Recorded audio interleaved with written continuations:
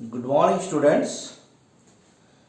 शिक्षा संजोग भाई ऑनलाइन टीचिंग प्रोग्राम को मु श्री राधेश्याम साहा विज्ञान शिक्षक पंचायत स्कूल दल्लीबुंडा तथा मोर अन्य सहयोगी संबलकर्मी बंधु सुशांत कुमार जोशी, मनोहर साहू, सिद्धार्थ दास, फाल्गुनी साहू, प्रणय किशोर मेहर समस्त तरफ मु आज जिलार समस्त दशम श्रेणी छात्र छात्री मान स्वागत जनाऊँगी। पिलाने आम ये ऑनलाइन टीचिंग क्रम दशम श्रेणी जीव विज्ञान अध्ययन करते एवं से दशम श्रेणी जीव विज्ञान पाठर आम शेष अध्याय पहुँची जाइए नवम अध्याय कहीं कोविड-19 आमर सिलेबस रिड्यूस हो तुमको आगुरी जनई तेणु आम जहाँ आलोचना करें परवर्ती दुईटी अध्याय आमर कटि जाइए से हिसाब से ये परिवेश पाठटी आमर शेष अध्याय एवं शेष अध्यायर आज चतुर्थ पीरियड रे पहुँची जाइए। या पूर्वर आम ये सब जिन विषय आलोचना करते कौन सब आलोचना करते परिसंस्था विषय आलोचना करते परिसंस्थार गाठनिक उपादान विषय आलोचना करते परिसंस्थार क्रियात्मक दिग विषय यार प्रीवियस चैप्टर रे मनोहर सार तुमको बुझाई एवं ता आगु जोशी सार तुमको बुझाई आशा करी निश्चित भाव या बुझीपार। तो से परिसंस्थार जो क्रियात्मक दिग पिलाए से क्रियात्मक दिग जो विभिन्न दिग विषय आलोचना कराइला खाद्य श्रृंखला कथा आलोचना कराइला खाद्य श्रृंखलार विशेषत्व विषय आलोचना करथिले एवं गोटे खाद्य श्रृंखला परिसंस्था अनेक गुड़े खाद्य श्रृंखला थाए अर्थात गोटे निर्दिष्ट प्रकार जीव विभिन्न खाद्य श्रृंखलार विभिन्न स्तर रहती फल खाद्य श्रृंखला गुड़िक गुड़े तुड़े खाद्य जालक सृष्टि करे खाद्य जाली फूड वेब या विषय तुमको बुझा तुम्हें बुझी सारी। आज आम ये क्रियात्मक दिगर आउ गोटे दिग आलोचना करवा कौन से परिसंस्थार शक्तिर प्रवाह परिसंस्थार शक्तिर प्रभाव विषय आम आलोचना करवा। तो परिसंस्थार जो खाद्य श्रृंखला अच्छी से खाद्य श्रृंखला विभिन्न स्तर दे खाद्य उपादान प्रभाव हुए एवं खाद्य उपादान खाद्य उपादान प्रभाव दृष्टि से खाद्य श्रृंखला को विभिन्न स्तर में विभक्त कराई। आम जानी उत्पादक हूँ प्रथम स्तर उत्पादक प्राथमिक भक्षक द्वितीय भक्षक तृतीय भक्षक शीर्ष भक्षक एवं अपघटक पर्यंत खाद्य उपादान जाए। खाद्य श्रृंखला खाद्य उपादान व पोषकर प्रभाव सहित शक्तिर प्रभाव हुए केमी आम जानी प्रत्येक जीव बचापी शक्ति आवश्यक एवं से शक्ति खाद्य माध्यम पाई था खाद्य से शक्ति निहित थाए।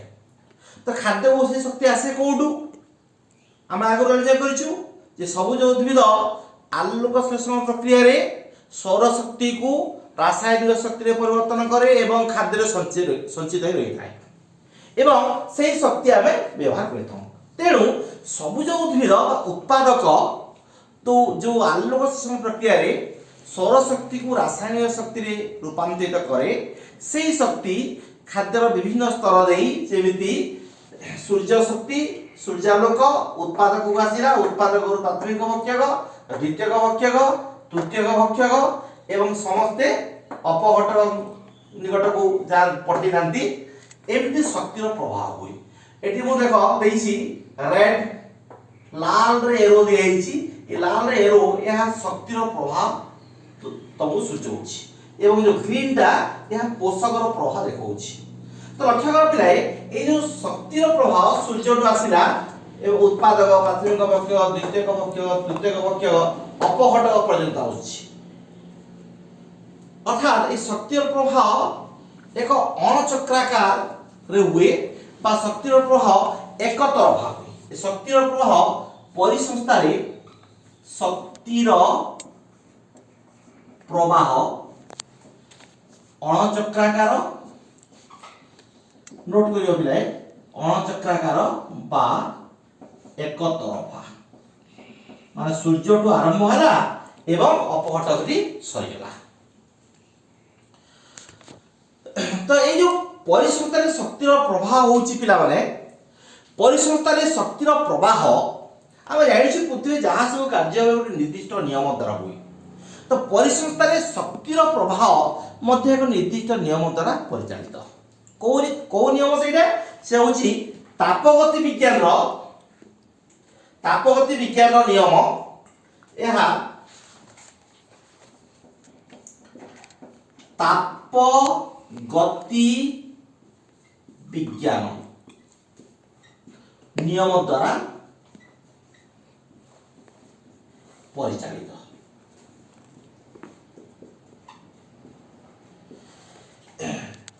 या इंग्रजी कहा जाए लॉ ऑफ थर्मोडायनामिक्स। तापगति विज्ञान पिला दुईटी नियम रही। नोट कर दुईटी नियम, प्रथम नियम और द्वितीय नियम। प्रथम नियमटी कौन? प्रथम नियम अनुजाई शक्ति सृष्टि नहीं किंबा यह विलय घटे नहीं। यह केवल गोटे रूपरू आउ गोटे रूप रूपांतरित हुए। शक्ति गोटे रूप आउ गोटे रूप रूपांतरित हुए, यार सृष्टि हुए नहीं किंबा विलय घटे नहीं। तब इंग्रजी कह energy can not be created nor can be destroyed, it only change it's form. तर फॉर्म चेंज हुई।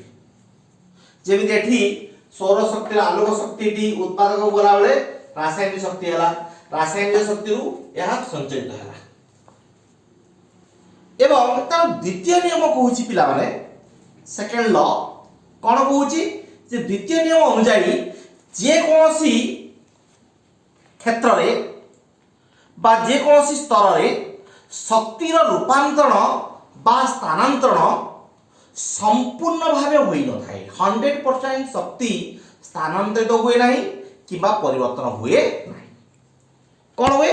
किसी शक्ति ताप आकार रे बाहरी जाई थाए जेतेबेले संचरित होउची शक्ति अर्थात एटी सूर्य रु आसिला उत्पादक जति शक्ति पाइबो समुदाय शक्ति प्राथमिक भक्षक को जीव नहीं। प्राथमिक भक्षक रु जति शक्ति पाइला समुदाय द्वितीय भक्षक को जीव नहीं। जति शक्ति मिले ता किसी ताप आकार बाहरी जाए एवं बड़का शक्ति आउ गोटे स्तर को प्रवाहित हुए। तो ये गोटे प्रश्न आसला केते शक्ति जाउची या संबंध में परिवेशविद जन परिवेशविद आरएल लिंडेमैन ये जो द्वितीय नियम पाई जन परिवेशविद आरएल लिंडेमैन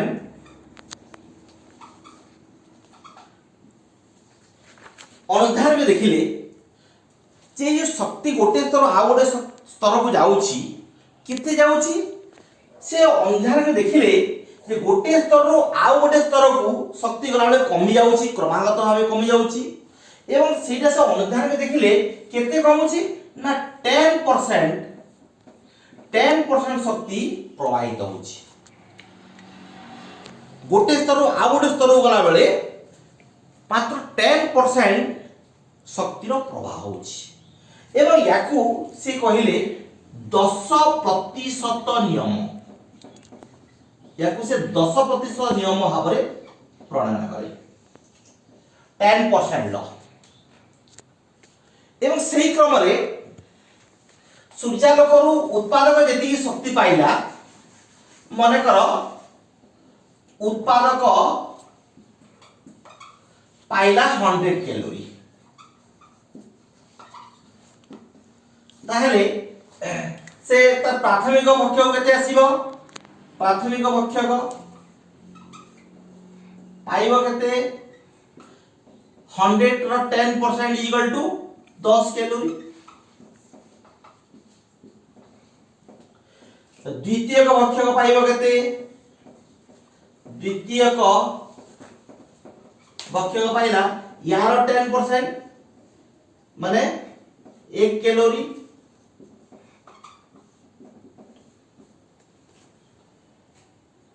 एवं ठीक हिसाब रे ये पाइला 100 कैलोरी, ये पाइला 10 कैलोरी, ये पाइला 1 कैलोरी। आ गोटे कोन शीर्ष भक्षक बा तृतीय भक्षक बा शीर्ष भक्षक आप कहबा लास्ट को शीर्ष भक्षक बा तृतीय भक्षक ये केते पाइबो 1 रो 10% माने केते हेबो 0.1 कैलोरी। तो एठी हम कोन देखिले पिला माने देखिले जे जते बेले खाद्य स्तर बढ़ी बढ़ी जाउची से माने पाउथवा शक्तिर परिमाण क्रमशः कमी कमी जाउची। तो हम आगु पढ़ीथिले नै खाद्य शृंखल खाद्य स्तर संख्या 5 रो अधिक होए नै, कारण जदि 5 अधिक हो ताले से शेष स्तर अति कम परिमाण शक्ति पाइबो, जहा फल से खाद्य शृंखलटी कार्यक्षम हो परिबो नाही। एवं एथि मध्ये ठीक सेमिति से खाद्य शृंखल शेष स्तर सबुठारु कम शक्ति पाई थाए। एबोले भाबरे परिसंस्थारे शक्तिर प्रभाव हुए एवं शक्ति प्रभाव हैला बेले ताहा क्रमशः कमी कमी जाई थाए। बुझिला पिला एबे आजा करिबा हमें इकोलॉजिकल पिरामिड विषय। इकोलॉजिकल पिरामिड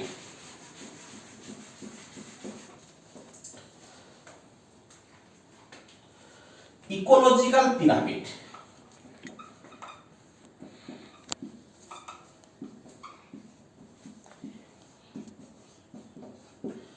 इकोलॉजिकल पिरामिड कौन? इकोलॉजी अर्थ होची परिसंस्था। तो इकोलॉजिकल पिरामिड माने परिसंस्थित पिरामिड, परिसंस्था रे देखाइबा पिरामिड। जरा वैज्ञानिक चार्ल्स एल्टन, नोट करो पिलाए, चार्ल्स एल्टन, ई चार्ल्स एल्टन नामक वैज्ञानिक, चार्ल्स एल्टन नामक वैज्ञानिक 1927 मसीह से परिसंस्थारे कार्यक्षम होता विभिन्न खाद्य श्रृंखला गुड़ी को अनुध्यान कले एवं से अनुध्यान कला बेले जानिबा को पाइले परिसंस्थारे कार्यक्षम थिबा विभिन्न खाद्य श्रृंखला गुड़ी करे उत्पादक मानकर संख्या सबुठारु बेसी, सबुठु उत्पादक संख्या बेसी अछंती एवं क्रमशः विभिन्न खाद्य स्तर अर्थात द्वितीय खाद्य स्तर तृतीय खाद्य स्तर रो उत्पादन मानकर संख्या क्रमशः कमी कमी आछी। अर्थात उत्पादक मानकर संख्या जेति की प्राथमिक भक्षक संख्या ताठू कम, द्वितीय भक्षक ताठू आउ टिके कम, तृतीय भक्षक संख्या ताठू आउ टिके कम। तो ताकू से सजेकी रखिले कोन हबो से पिरामिड भलिया होय। केमिति हबो तार उत्पादक संख्या सबुठारु बेसी माने आमे एमिति दर्शेइले, प्राथमिक ताठू टिके कम माने एतिकी हबो, द्वितीय ताठू टिके कम एतिकी हबो, शीर्ष ताठू टिके कम एमिति हबो। फल सेरा गोटे पिरामिड आकृतिर होउछि। लक्ष्य करू तो बेटा एटा हला उत्पादक, एटा हला भक्षक, प्राथमिक भक्षक, ये भक्षक द्वितीय भक्षक शीर्ष भक्षक संख्या दृष्टि कमी कमी जाइछि तबे पिरामिड भलिया होछि। एवं एही पिरामिड के हम कहूचे संख्या पिरामिड। संख्या को नै गठित पिरामिड होछि संख्या पिरामिड। ठीक सेमिति जे जैविक वस्तु को आधार करिबा तने जैविक वस्तु तो मत सेमिति कमी गय आसीबो, कारण उत्पादक स्तर रे जैविक वस्तुतर परिमाण सबुठारु बेसी, द्वितीय स्तर रे थिबा प्राथमिक भक्षकर वस्तु संख्या टिके कम, जैविक वस्तु कम, एमिति कमी कमी आसीबो। एवं से जैविक वस्तुत्व को नै जे पिरामिड गठन करिबा ताले सेटा कोइबा वस्तुत्व पिरामिड। ठीक सेमिति एबे हम आलोचना करथिले शक्ति कथा, उत्पादक जेति शक्ति पाउची प्राथमिक भक्षक ताटो कम शक्ति पाउची, द्वितीय भक्षक ताटो आहुरी कम शक्ति पाउची, तृतीय भक्षक ताटो आहुरी कम शक्ति पाउची। तो एठी विभिन्न खाद्य स्तर रे मिलुथवा शक्ति को नै करी जे हम पिरामिड गठन करिबा ताले सेटा हबो शक्ति पिरामिड। तो एमिति संख्या पिरामिड, वस्तुत्व पिरामिड एवं शक्ति पिरामिड। अर्थात संख्या को गठित पिरामिड संख्या पिरामिड, वस्तुत्व को गठित होछि वस्तुत्व पिरामिड, शक्ति को गठित पिरामिड होछि शक्ति पिरामिड। तो ए पिरामिड संख्या पिरामिड कह किंबा वस्तुतः पिरामिड कह बा शक्ति पिरामिड ये सब को आम कहि परिबा इकोलॉजिकल पिरामिड। एगुड़िक इकोलॉजिकल पिरामिड माने एगुड़ी आम सजेइले से गुड़िक गोटे पिरामिड आकृति होउची तो ताको हम कहूछु इकोलॉजिकल पिरामिड। एबे जा करिबा पोषक चक्र कथा। पोषक चक्र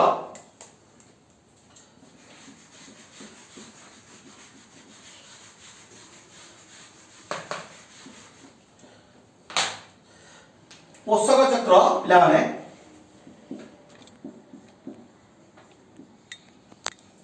पोषक चक्र अर्थात ये परिसंस्था रे कार्य करथुवा खाद्य श्रृंखल से खाद्य श्रृंखल गुड़िक द्वारा पोषकर खाद्य उपादान प्रभाव जी खाद्य उपादान कहले पोषक प्रत्येक जीव शरीर केते गुडे मौलिक उपादान को नहीं तैयारी बा गठित होइछि ए विषय हम आगु पढ़िछु एवं पुणी जीव बंचिबा पाई ओ तार वृद्धि पाई विभिन्न प्रकार मौलिक उपादान से आवश्यक होइथाय। तो ये जीव शरीर पाई जो उपादान गुड़िक दरकार तारी मध्य किसी उपादान अधिक परिमाण दरकार हुए एवं आउ किसी उपादान कम परिमाण दरकार हुए। कोटा अधिक दरकार हुए जेमिति अधिक परिमाण रे आवश्यक होता उपादान मानक मध्य रहिछि कार्बन हाइड्रोजन ऑक्सीजन तापरे nitrogen potassium calcium magnesium sulphur phosphorus एक नोट करियो पिले कौन आउ थे मुझे कहूँ carbon nitrogen oxygen hydrogen potassium calcium magnesium sulphur phosphorus ये मौलिक गुड़िक सब अधिक परिमाण दरकार एवं जो जो मौलिक गुड़िक अधिक परिमाण दरकार ताको हम कहूँ स्थूल पोषक। या मतलब 2 मार्क प्रश्न आसे नोट करिवो स्थूल पोषक जोटा अधिक दरकार कोटा अधिक दरकार कार्बन हाइड्रोजन नाइट्रोजन एवं पोटासियम सल्फर फॉस्फोरस इत्यादि इत्यादि। ठीक सेमिति आउ किछि उपादान जहाँ अछि ता अति कम परिमाण आवश्यक करे शरीर ताको हम कहूछु सूक्ष्म पोषक। सूक्ष्म पोषक जोटा अति कम परिमाण आम शरीर आवश्यक करे तो कोटा सूक्ष्म पोषक मानक मध्य रहिछि कपर मैंगनीज जिंक कपर लिखिनियो copper manganese zinc boron copper manganese zinc boron cobalt